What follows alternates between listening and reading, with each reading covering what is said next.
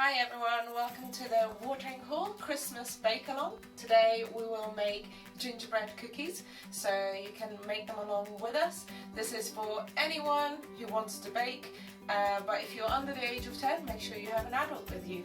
So first, get an apron to make sure you don't get messy. And then you need to make sure that you wash your hands. So why do you need to wash your hands at it?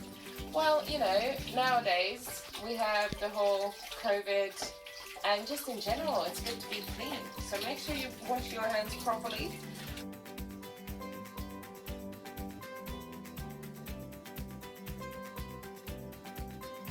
So what are we doing now, Edit? So you're going to get your flour. It's nice to sieve it through, you don't have to, but it just makes sure that there's no lumps. So you get your flour, you get your ginger. How much ginger? 3 teaspoons. Oh my goodness, it doesn't fit properly. 2. That's a lot of ginger. Smaller one. 3 of those. And then 1 teaspoon of the bicarb. I'm going to mix it all together and add in the butter.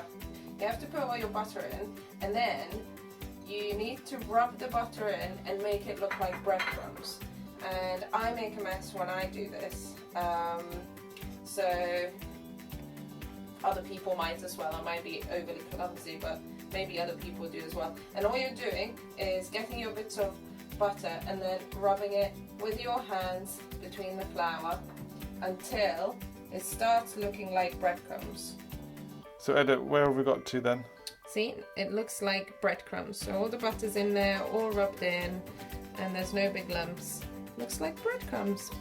Well done. That's done. Well done. You add in all your sugar. Again, you don't need a sieve, but it's light brown sugar, and light brown sugar sometimes sticks together, so it's nice to have a sieve and make sure that it all goes through and you don't have any big lumps.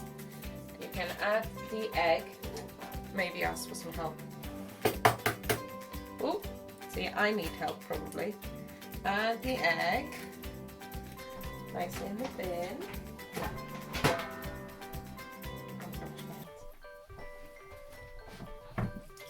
And then 5 tablespoons of golden syrup. It might be easier if it's one of those squirty ones, because it's going to take me forever to do it. And now we just have to mix it together. If you want to get messy and put your hands in it, that's fine, because it is quite fun.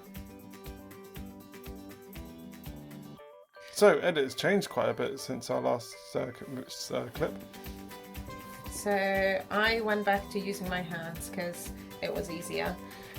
Just remember, if you added too much syrup or your egg was too big and the mix is too wet, just add a bit of flour and then it will be fine. So we're about to cut out our gingerbread men, but I don't have a gingerbread cookie cutter, so we're going to make one. And you can do this by using a piece of paper, a pencil and a pair of scissors, and you just fold your piece of paper in half and you draw half a gingerbread man.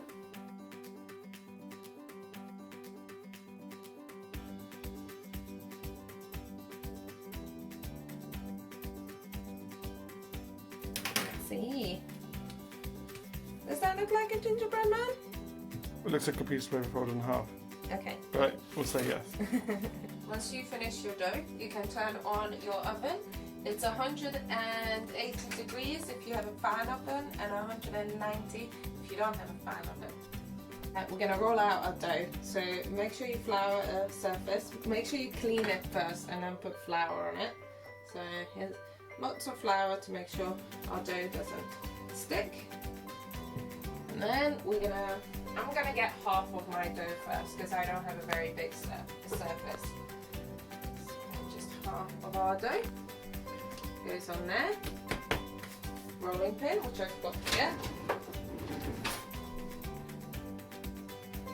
And roll it out to about the thickness I'm going to put on the screen. Now we can cut out our little men. you just put your little man on the dough. This is where, if you have like a soft plastic cutter or something like that, that might be useful. But just cut right round the gingerbread man, and just make sure you go all the way to the surface of the counter. It's not the easiest, but it does work. If you have a cookie cutter, that is ideal. What about a pizza cutter? Not unless you want your cookies to be pizza shaped. Once you cut out your cookies, you can put them on a baking paper lined tray to make sure they don't stick. Ours do look questionable, but if you have cookie cutters, they will look better. And I did a couple of circles just to speed up the process. So just put them in for 10 to 12 minutes into a preheated oven. So after about 10 minutes, your cookies will be ready. If they look like this, then they're more or less ready. So Edit, I thought you'd already finished cooking. Well, you have to do the washing up as well. So make sure after you've done everything, maybe while your cookies are in the oven, make sure that you do your washing up and tidy the counter. Yeah, it looks awful, doesn't it? All that's left to do now is to decorate your cookies. So we got some icing of different colours.